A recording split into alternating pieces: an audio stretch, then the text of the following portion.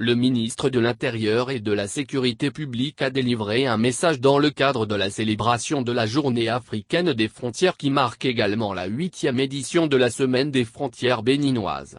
Alassane Seydou compte sur l'implication de tous les acteurs en charge des espaces frontaliers et annonce de fortes actions pour rendre attrayantes les frontières.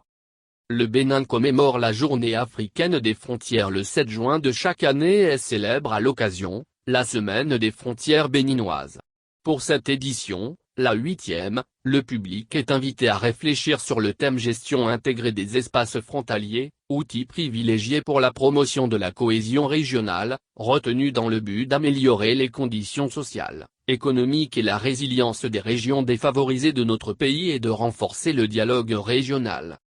Dans son message à la nation, le ministre de l'Intérieur et de la Sécurité publique a levé un coin de voile sur des actions envisagées pour redonner vie aux espaces frontaliers.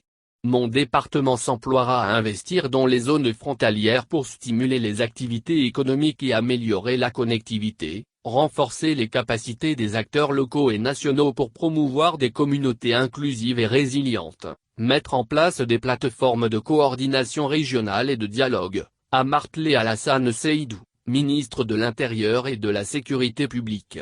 Selon lui, la Semaine des frontières béninoises sera marquée cette année par des dons de médicaments aux populations vulnérables des espaces frontaliers pour une bonne résilience, la mise en service des logements pour enseignants et de modules de salles de classe, les ateliers de formation et de sensibilisation des acteurs frontaliers et autres.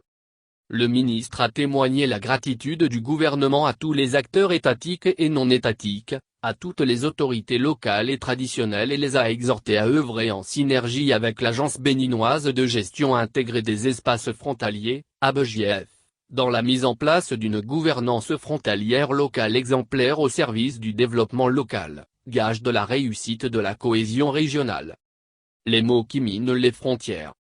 Les zones frontalières sont toutes confrontées à des disparités socio-économiques, caractérisées par des défis de développement communs et persistants, a souligné Alassane Seydou.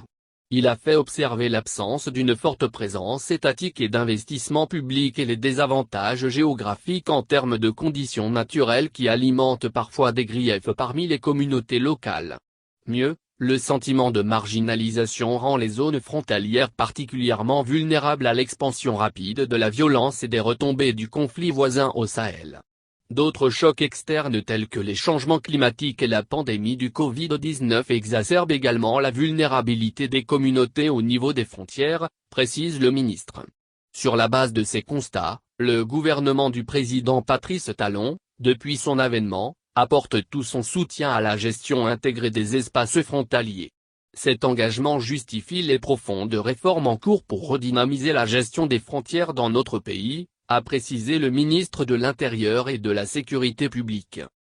Pour rappel, la Journée africaine des frontières commémorée le 7 juin de chaque année a été instituée en 2010 par la Commission de l'Union africaine dans le cadre de la mise en œuvre de son programme Frontières. Cette journée permet de sensibiliser les populations aux enjeux politiques, économiques, humains et sécuritaires. Il s'agit d'éliminer les sources de tensions aux frontières des États et de faire des zones frontalières, des espaces de paix, de sécurité et d'intégration pour un développement économique, social et culturel harmonieux.